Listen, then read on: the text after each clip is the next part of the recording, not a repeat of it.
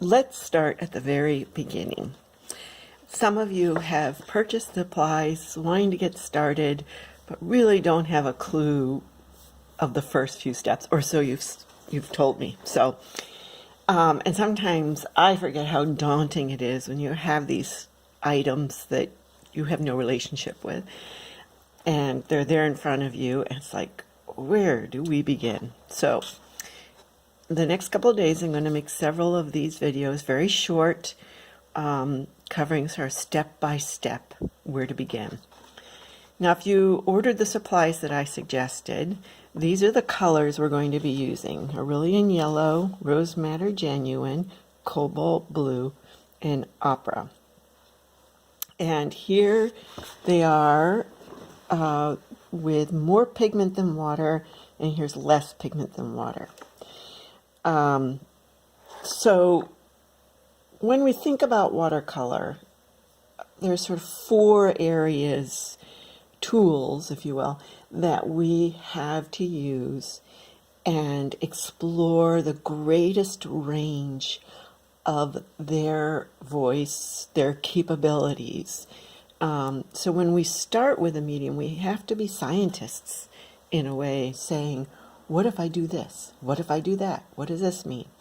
But we're going to define our science experiment with the four elements of watercolor, which is, of course, water, pigment, our brush, and the paper. And those are the four elements that you need to play with so you really understand them. And this play can be an awful lot of fun, and I encourage you to just run amok and make a mess. I mean, look at my hands. They're always covered in paint as I play and experiment. Just wash them before you eat. So, to start, this is my palette. Nice, and I can't fit it all on my phone, but it's very messy and dirty, isn't it? So I have down here my yellows that I use for yellow, and then I have my blues, and up here I have my yellows I use for mixing greens, and then on the other side, which I can't fit under this thing that I bought to hold my phone, are the reds. But we're going to start with a limited palette, and I have done many paintings with just these colors. You can do an awful lot with just these colors. And when I started, and when I have worked with people, I encourage them to start with only 4 colors. And then when you cannot get a color you want with those 4 pigments, then add another one. So I'm going to create a palette here. Your palettes are as unique and personal as a person's desktop. So what I encourage you to do is start out by only squirting a little bit, because as you play, you're going to figure out things like, oh, I wish I'd put this closer to that, or put it over here instead of over there. This is Aurelian Yellow. And then I'm going to put the reds over here. This is Opera. I'm just doing a little bit. And this is the Rose Madder. So you just squirt out a little bit of your pigment. Ugh, if it comes out. This one's drying up, which is no problem. And then over here, I'm going to put Cobalt Blue. So just squirt out a dab where you think you might want them, but you can always change it. That's the other thing. This whole thing is a work of art and process. Nothing is cast in stone. And I'm going to squirt out, actually over in this corner, a little bit of a yellow, and that's going to be for my green. So I'm going to keep this yellow, and this I'm going to contaminate with blues. And now I wish I'd actually put it over here, so it'd be easier to pull them in and mix them. Now, so that's step 1.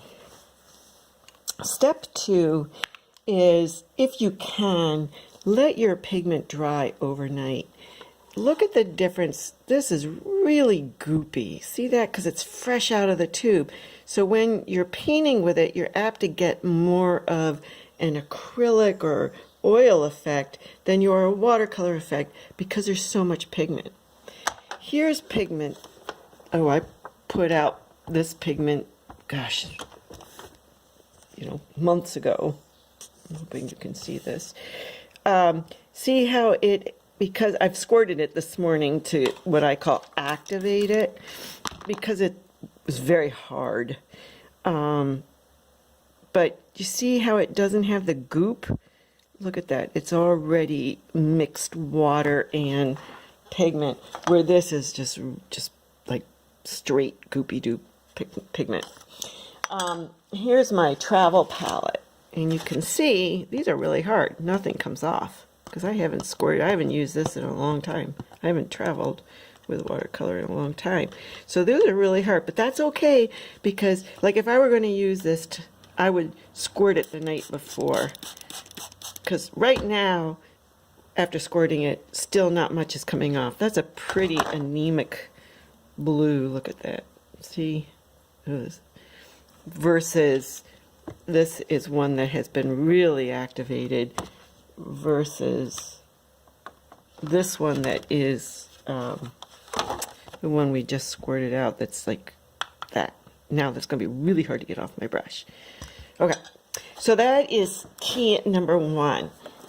Know the moisture content of the pigment that you have on your palette. If it's freshly squirted, it's a little harder to control.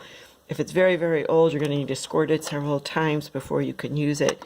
And if you've used it recently, you're probably going to need less squirting, depending how dry out. Like, it's been really dry and windy. So my palette that I use all the time does dry out a lot each night. So I'll keep squirting it. Okay, so the next step in our play, now that we have those out, I've got to find some paper here, is these are two brushes that I'm going to start with. You can do an awful lot with these two brushes.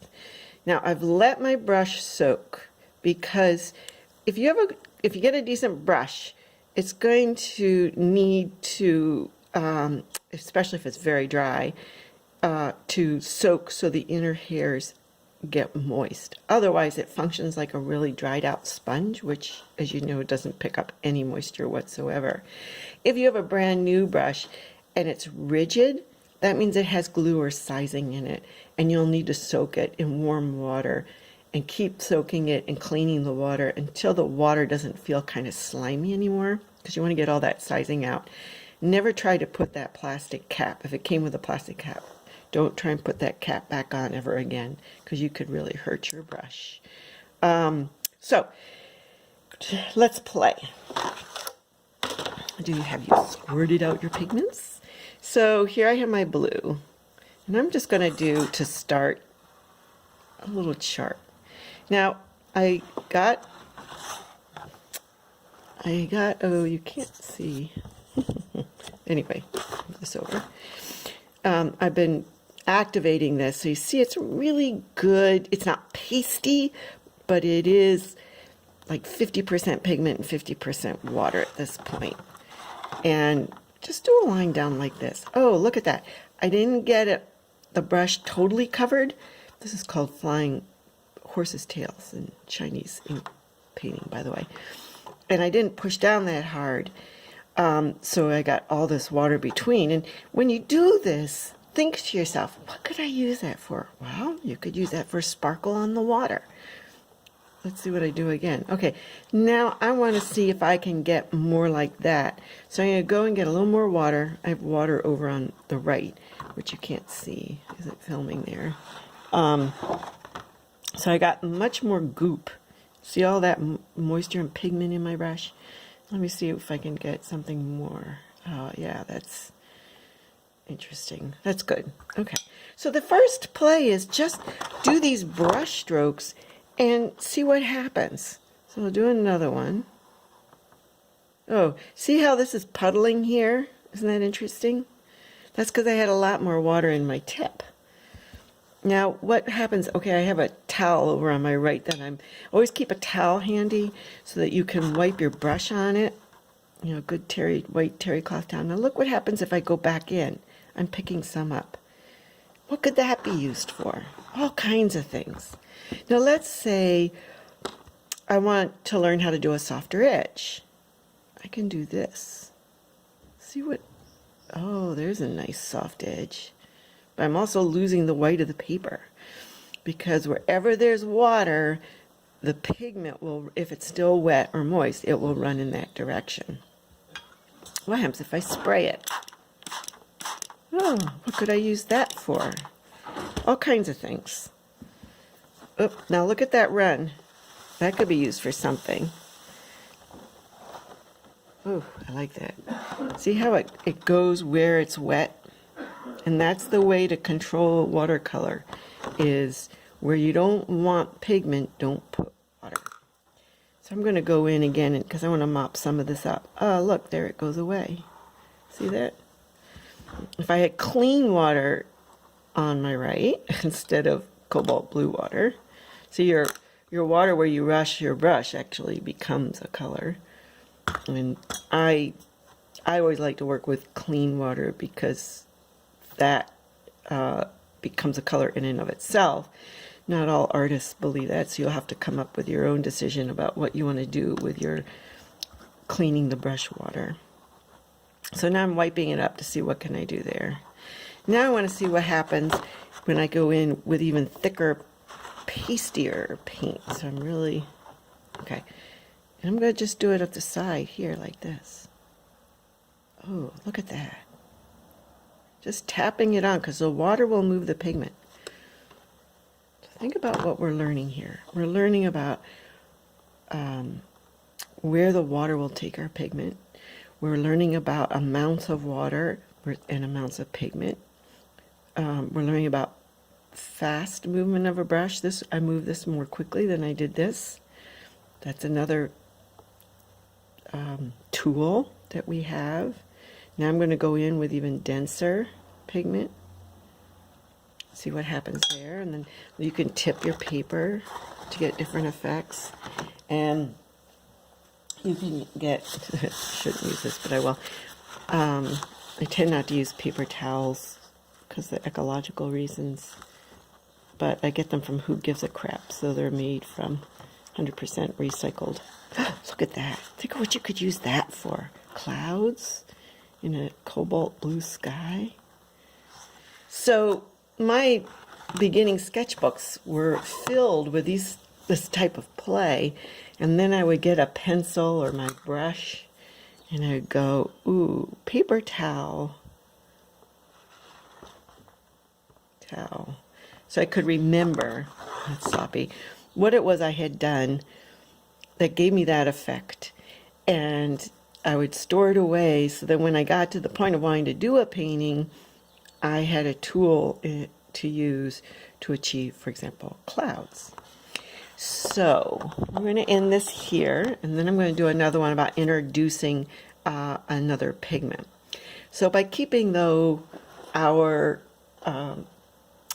tools to a few to start means we're going to be able to learn them more thoroughly than if we were bringing in lots of pigment or different types of brushes, which can be a lot of fun because we all love, I don't know about you, but I love to buy materials and have them all at my fingertips, but it can be overwhelming, and then it also can result in happenstance painting, which is what I call it. And that might be what you want to do. You know, my procedure here may not be for you.